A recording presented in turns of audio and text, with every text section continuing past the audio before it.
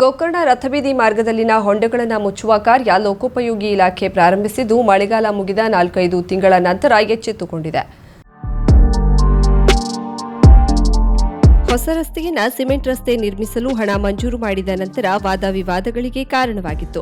ಏಕೆಂದರೆ ಮಹಾಬಲೇಶ್ವರ ದೇವಾಲಯದ ಶಿವರಾತ್ರಿಯ ಸಮಯದಲ್ಲಿ ರಥ ನಿರ್ವಹಿಸುವ ಹಾಲಕ್ಕಿ ಒಕ್ಕಲಿಗರು ಹಾಗೂ ಸ್ಥಳೀಯರು ಸಿಮೆಂಟ್ ರಸ್ತೆ ರಥ ಎಳೆಯಲು ತೊಂದರೆಯಾಗುತ್ತದೆ ಎಂದು ವಿರೋಧಿಸಿದ್ದರು. ಈ ವಾದ ವಿವಾದಗಳ ಕಾರಣ ರಸ್ತೆ ದುರಸ್ತಿಗೊಳ್ಳದೆ ಕಾರ್ಯ ನೆನೆಗುದಿಗೆ ಬಿದ್ದಿತ್ತು. ಅಂತೂ ಶಿವರಾತ್ರಿಗೆ ಇನ್ನೊಂದು 4-5 ದಿನ ಬಾಕಿ ಇರುವಾಗ ದುರಸ್ತಿ ಕಾಮಗಾರಿ ತುಸು ಸಮಾಧಾನ ತಂದಿದ್ದು, ಹೊಸದಾಗಿ ಡಾಂಬರೀಕರಣಕ್ಕೆ ಇನ್ನಾದರೂ ಇಲಾಖೆ ತುರ್ತಾಗಿ ಕ್ರಮ ಕೈಗೊಳ್ಳಬೇಕಿದೆ ಎನ್ನುವುದು ಜನರ ಅಭಿಪ್ರಾಯವಾಗಿದೆ.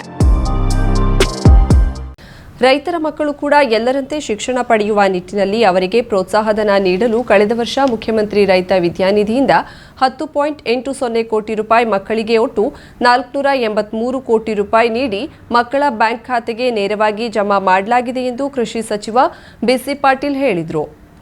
ಶಿರ್ಸಿ ತಾಲೂಕಿನ ಅಂಡಗಿಯಲ್ಲಿ ಶೀತಲ ಗೃಹ ನಿರ್ಮಾಣ ಶಂಕುಸ್ಥಾಪನೆ ನೆರವೇರಿಸಿ ಮಾತನಾಡಿದ ಬಿಸಿ ಪಾಟೀಲ್, ಮೊದಲು ರೈತರ ಮಕ್ಕಳಿಗೆ 13% ಮೀಸಲಾತಿ ಇತ್ತು.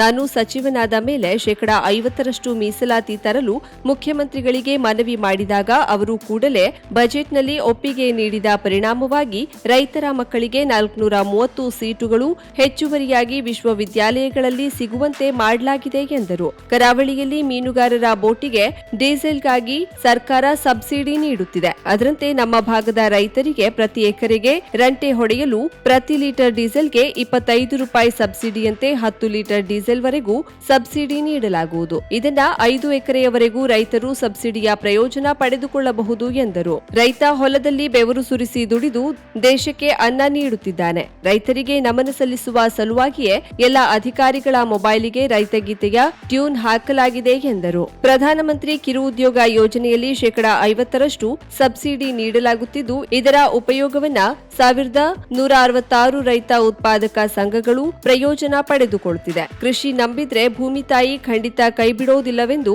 ಅವರು ಈ ಭಾಗದ ರೈತರ ಅನುಕೂಲಕ್ಕಾಗಿ ಅಂಡಗಿಯಲ್ಲಿ 2500 ಮೆಟ್ರಿಕ್ ಟನ್ ಸಾಮರ್ಥ್ಯದ ಶೀತಲಗೃಹ ನೀಡಿದ್ದೇನೆ. ಇದರ ಉನ್ನತೀಕರಣಕ್ಕಾಗಿ ಇನ್ನು 3.45 ಕೋಟಿ ಹೆಚ್ಚುವರಿಯಾಗಿ ನೀಡುತ್ತೇವೆಂದು ಭರವಸೆ ನೀಡಿದರು. ಕೃಷಿ ಇಲಾಖೆ ಇಲ್ಲಿ ಜಯಕಾರಕ್ಕಿಂತ ಧಿಕ್ಕಾರನೇ ಜಾಸ್ತಿ. ಯಾವಾಗಲೂ ಕೃಷಿ ಇಲಾಖೆ ಸುಖದ ಸುಪ್ಪತ್ತಿಗೆ ಅಲ್ಲ, ಕಷ್ಟಗಳ ಸುರಿಮಳೆ. ರೈತ ಯಾವತ್ತೂ ನೆಮ್ಮದಿಯಿಂದ ಇರಕ್ಕೆ ಸಾಧ್ಯ ಇಲ್ಲ. ಮುಗಿಲ್ ನೋಡಿ ಬೀಜ ಭೂಮಿಗೆ ಹಾಕ್ತಾನೆ, ಬರ್ತದ ಬಿಡ್ತದ ಗೊತ್ತಿಲ್ಲ. ಬಂದ್ರೆ ಬೆಲೆ ಸಿಗಲ್ಲ, ಬೆಲೆ ಸಿಕ್ಕರೆ ಬೆಳೆ ಬರಲ್ಲ. ಈ ಎಲ್ಲ ಕಷ್ಟಗಳ ಮಧ್ಯೆ ನಾನು ತಗೊಂಡಂತ ಉದ್ದೇಶ ಏನು ಅಂತ ಹೇಳಿದ್ರೆ, ನಾನು ಒಬ್ಬ ರೈತನ ಮಗನಾಗಿ ಈ ಕೃಷಿ ಇಲಾಖೆಯನ್ನು ವಹಿಸಿಕೊಂಡು ಕೊನೆ ಪಕ್ಷ ನನ್ನ ಅವಧಿಯಲ್ಲಿ 100 ಜನ ರೈತರ ಕಣ್ಣೀರನ್ನ ಒರೆಸಿದ್ರೆ ನನ್ನ ಜೀವನ ಸಾರ್ಥಕ ಆಗ್ತದೆ ಅಂತ ಹೇಳಿ ನಾನು ಕೃಷಿ ಇಲಾಖೆಯನ್ನು ಪಡ್ಕೊಂಡಿದ್ದೀನಿ. ನಾನು ಮಂತ್ರಿಯಾಗಿದ್ದಂತಹ ಸಂದರ್ಭದಲ್ಲಿ ಯೂನಿವರ್ಸಿಟಿ ನಮಗೆ 4 ಯೂನಿವರ್ಸಿಟೀಸ್ ಬರ್ತದೆ. ಅದರಲ್ಲಿ 4300 ಸೀಟು ಅಗ್ರಿಕಲ್ಚರ್ ಕೊಡ್ತಾ ಇದ್ದೀನಿ. ನಾನು ಯಡಿಯೂರಪ್ಪನವರಲ್ಲಿ ವಿನಂತಿ ಮಾಡಿದೆ, ನಮಗೆ 40% ರಿಸರ್ವೇಶನ್ ಇದೆ ರೈತರ ಮಕ್ಕಳಿಗೆ, ಅದನ್ನ 50%ಗೆ ಜಾಸ್ತಿ ಮಾಡೋಣ ಅಂತ ತಕ್ಷಣ ಕೂಡಲೇ ಒಪ್ಕೊಂಡ್ರು, ಬಜೆಟ್ ಅಲ್ಲಿ ಘೋಷಣೆ ಮಾಡಿದ್ರು. ಹಾಗಾಗಿ ಕಳೆದ ವರ್ಷದಿಂದ ನಮಗೆ ರೈತರ ಮಕ್ಕಳಿಗೆ ವರ್ಷಕ್ಕೆ 430 ಸೀಟು ಹೆಚ್ಚುವರಿಯಾಗಿ ಯೂನಿವರ್ಸಿಟಿಗಳಲ್ಲಿ BSc ಕೊಡ್ತಾ ಇದ್ದೀವಿ. ಕಾರ್ಮಿಕ ಸಚಿವ ಶಿವರಾಂ ಹೆಬ್ಬಾರ್ ಮಾತನಾಡಿ, ಅಂಡಗಿ ಭಾಗಕ್ಕೆ 9.50 ಕೋಟಿ ವೆಚ್ಚದ ಶೀತಲಗೃಹ ನೀಡಿದ್ದಕ್ಕೆ ಕ್ಷೇತ್ರದ ಜನತೆಯ ಪರವಾಗಿ ಕೃಷಿ ಸಚಿವರಿಗೆ ಕೃತಜ್ಞತೆ ಸಲ್ಲಿಸಿದರು. ನನ್ನ ಕ್ಷೇತ್ರದಲ್ಲಿ ಕೃಷಿಗೆ ಹೆಚ್ಚಿನ ಆದ್ಯತೆ ವಹಿಸಿ ಕೆಲಸ ಮಾಡಿದ್ದೇನೆ. ನನ್ನ ಕ್ಷೇತ್ರದಲ್ಲಿ ನೀರಾವರಿಗಾಗಿ 1,000 ಕೋಟಿ ರೂಪಾಯಿ ಕಾಮಗಾರಿ ನಡೆಯುತ್ತಿದೆ. ಮುಂಡಗೋಡದಲ್ಲಿ 3, ಬನವಾಸಿಯಲ್ಲಿ 1 ನೀರಾವರಿ ಯೋಜನೆ ನಡೆಯುತ್ತಿದೆ. ಬನವಾಸಿಯಲ್ಲಿ 70 ಕೋಟಿ ರೂಪಾಯಿ ನೀರಾವರಿ ಯೋಜನೆ ಕಾಮಗಾರಿ ನಡೆಯುತ್ತಿದ್ದು, ಮುಖ್ಯಮಂತ್ರಿಗಳು ಕದಂಬೋತ್ಸವ ಸಂದರ್ಭದಲ್ಲಿ ಉದ್ಘಾಟನೆ ಮಾಡಲಿದ್ದಾರೆ.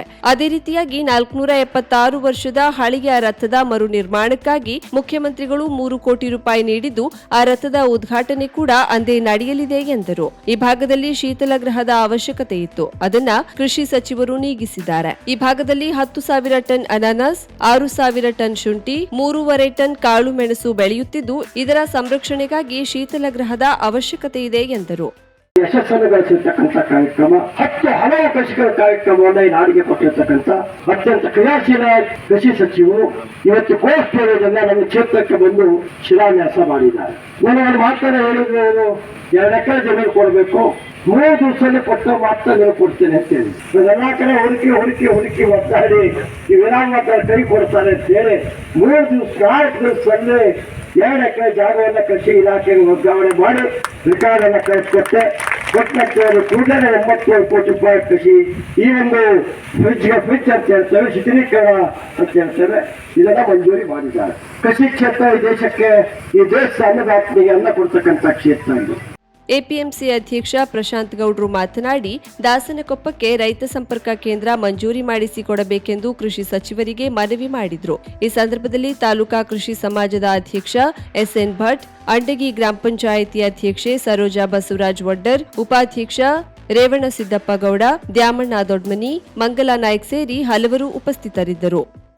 ಭಟ್ಕಳ ತಾಲೂಕಿನ ಹಳೆ ಬಸ್ ನಿಲ್ದಾಣ ಪಕ್ಕದ ರಾಜಾಂಗಣ ಶ್ರೀ ನಾಗಬನ, ಶ್ರೀ ನಾಗ ಮತ್ತು ಜೈನ ನಾಗಯಕ್ಷೆ ಪುನರ್ ಪ್ರತಿಷ್ಠಾ ಮಹೋತ್ಸವದ ಅಂಗವಾಗಿ ಗುರುವಾರ ಪ್ರತಿಷ್ಠಾಪನೆಗೊಳ್ಳಲಿರುವ ಶ್ರೀ ದೇವರುಗಳ ಭವ್ಯ ಮೆರವಣಿಗೆಯು ಸಡಗರ ಸಂಭ್ರಮದೊಂದಿಗೆ ನೆರವೇರಿತು.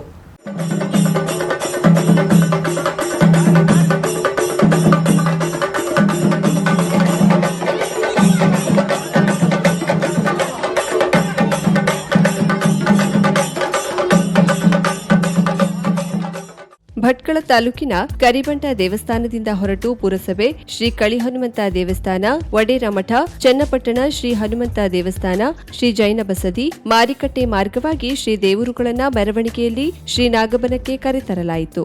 ಭಟ್ಕಳದ ವಿಶೇಷವಾಗಿರುವ ಚಂಡೆವಾದನ ಮೆರವಣಿಗೆಗೆ ಹೆಚ್ಚಿನ ಮೆರುಗನ್ನ ತಂದುಕೊಟ್ಟಿತು. ಕೇಸರಿ ಶಾಲು ಹಾಗೂ ಕೇಸರಿ ಪೇಟ ತೊಟ್ಟ ಶ್ರೀ ನಾಗಭಕ್ತರು ಮೆರವಣಿಗೆಯ ರಂಗನ್ನ ಹೆಚ್ಚಿಸಿದ್ರು. ಶ್ರೀ ನಾಗಬನದ ಜೀರ್ಣೋದ್ಧಾರಕ್ಕಾಗಿ ಸಂಪೂರ್ಣ ಆರ್ಥಿಕ ನೆರವು ಒದಗಿಸಿರುವ ಶಾಸಕ ಸುನಿಲ್ ನಾಯ್ಕ್, ಭಟ್ಕಳ ನಿಚ್ಚಲಮಕ್ಕಿ ಶ್ರೀ ವೆಂಕಟರಮಣ ದೇವಸ್ಥಾನದ ಆಡಳಿತ ಮಂಡಳಿಯ ಅಧ್ಯಕ್ಷ ಕೃಷ್ಣ ನಾಯ್ಕ ಆಸರಕೇರಿ, ದಿಗಂಬರ ಶೇಟ್, ಶಂಕರ್ ಶೆಟ್ಟಿ, ಶ್ರೀಪಾದ್ ಕಂಚುಗಾರ್, ಶ್ರೀಧರ್ ನಾಯ್ಕ ಆಸರಕೇರಿ, ನಾಗೇಶ್ ನಾಯ್ಕ್, ರಾಮನಾಥ್ ಬಳೆಗಾರ್, ಗಣಪತಿ ಸುಬ್ಬುಮನೆ, ರಾಜು ನಾಯ್ಕ್, ಮಂಜುನಾಥ್ ನಾಯ್ಕ್, ಭಟ್ಕಳ ಬ್ಲಾಕ್ ಕಾಂಗ್ರೆಸ್ ಅಧ್ಯಕ್ಷ ವೆಂಕಟೇಶ್ ನಾಯ್ಕ್, ಭಟ್ಕಳ ಬಿಜೆಪಿ ಮಂಡಲದ ಅಧ್ಯಕ್ಷ ಸುಬ್ರಾಯ್ ದೇವಾಡಿಗ, ಮೋಹನ್ ನಾಯ್ಕ್ ಸರ್ಪನಕಟ್ಟೆ, ಭಾಸ್ಕರ್ ದೈಮನೆ, ಸುರೇಶ್ ಭಟ್ಕಳ, ದಿನೇಶ್ ನಾಯ್ಕ್, ಶ್ರೀಕಾಂತ್ ನಾಯ್ಕ್, ಸಂತೋಷ್ ನಾಯ್ಕ್ ಮುರುಡೇಶ್ವರ, ದೀಪಕ್ ನಾಯ್ಕ್, ಶ್ರೀನಿವಾಸ್ ನಾಯ್ಕ್, ಕೇಶವ್ ನಾಯ್ಕ್ ಚೌಥನಿ ಮತ್ತಿತರರು ಮೆರವಣಿಗೆಯಲ್ಲಿ ಭಾಗವಹಿಸಿದ್ದರು. ಮೆರವಣಿಗೆಯುದ್ದಕ್ಕೂ ಡಿವೈಎಸ್ಪಿ ಶ್ರೀಕಾಂತ್ ಮಾರ್ಗದರ್ಶನದಲ್ಲಿ ಬಿಗಿಯಾದ ಪೊಲೀಸ್ ಬಂದೋಬಸ್ತ್ ಏರ್ಪಡಿಸಲಾಗಿತ್ತು. ಶುಕ್ರವಾರ ಬೆಳಿಗ್ಗೆ 10 ರಿಂದ 11ಕ್ಕೆ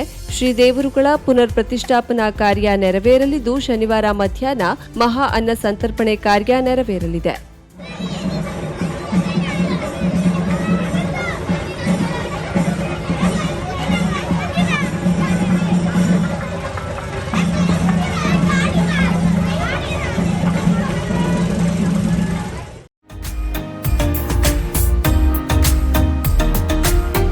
ಮಿಲನ್ ಎಂಟರ್ಪ್ರೈಸಸ್ ಬೃಹತ್ ಎಲೆಕ್ಟ್ರಾನಿಕ್ ಹಾಗೂ ಫರ್ನಿಚರ್ ಮಳಿಗೆ. ಉತ್ತರ ಕನ್ನಡ ಜಿಲ್ಲೆಯಲ್ಲೇ ಅತಿ ಹೆಚ್ಚು ಮಳಿಗೆಗಳನ್ನು ಹೊಂದಿರುವ, ಅತಿ ಹೆಚ್ಚು ಸಂತೃಪ್ತ ಗ್ರಾಹಕರನ್ನ ಹೊಂದಿರುವ ಮೂಲಕ ಹೆಗ್ಗಳಿಕೆಗೆ ಪಾತ್ರವಾಗಿರುವ ಏಕೈಕ ಸಂಸ್ಥೆ ಮಿಲನ್ ಎಂಟರ್ಪ್ರೈಸಸ್. ನಮ್ಮ ಮಳಿಗೆಗಳಲ್ಲಿ ಪ್ರಸಿದ್ಧ ಕಂಪನಿಗಳ electronic refrigerator, washing machine, LED TV, ಎಸಿಗಳು ಲಭ್ಯ. ಭಾರತದ ಕರಾವಳಿ ಹವಾಮಾನಕ್ಕೆ ಹೊಂದಿಕೊಳ್ಳುವ ನಂಬರ್ 1 ಬ್ರ್ಯಾಂಡ್ ಆದ ಗೋದ್ರೇಜ್ ಕಂಪನಿಯ ಕಪಾಟು, ಆಫೀಸ್ ಟೇಬಲ್, ಆಫೀಸ್ ಚೇರ್, ಬ್ಯಾಂಕ್ಗಳಿಗೆ ಹಾಗೂ ಚಿನ್ನದ ಅಂಗಡಿಗಳಿಗೆ ಬೇಕಾಗುವ ಸೇಫ್ ಲಾಕರ್ಗಳು ಅತಿ ಕಡಿಮೆ ಬೆಲೆಯಲ್ಲಿ ಲಭ್ಯವಿದೆ. Teak wood sofa set, wooden dining table ಹಾಗೂ ಗ್ರಾಹಕರಿಗೆ ಬೇಕಾಗುವ ಅಳತೆಯಲ್ಲಿ ನಿಮ್ಮ ಮನೆಗೆ ಹೊಂದಿಕೊಳ್ಳುವ ಹಾಗೆ ಫರ್ನಿಚರ್ಗಳನ್ನ ಮಾಡಿಕೊಡಲಾಗುವುದು. ಕಸ್ಟಮೈಸ್ಡ್ ಕಿಚನ್, ವಾರ್ಡ್ರೋಬ್ಗಳನ್ನ ಅತಿ ಹೆಚ್ಚು ವರ್ಷಗಳ ಕಾಲ ಬಾಳಿಕೆ ಬರುವ ಹಾಗೆ ವಾರಂಟಿಯೊಂದಿಗೆ ಮಾಡಿಕೊಡಲಾಗುವುದು. ನಮ್ಮಲ್ಲಿ ಡ್ಯೂರಾಫ್ಲೆಕ್ಸ್, ಗೋದ್ರೇಜ್ ಕಂಪನಿಯ memory foam mattress, orthopaedic mattress, spring ಮ್ಯಾಟ್ರೆಸ್ಗಳು ಕಡಿಮೆ ಬೆಲೆಯಲ್ಲಿ ಲಭ್ಯ.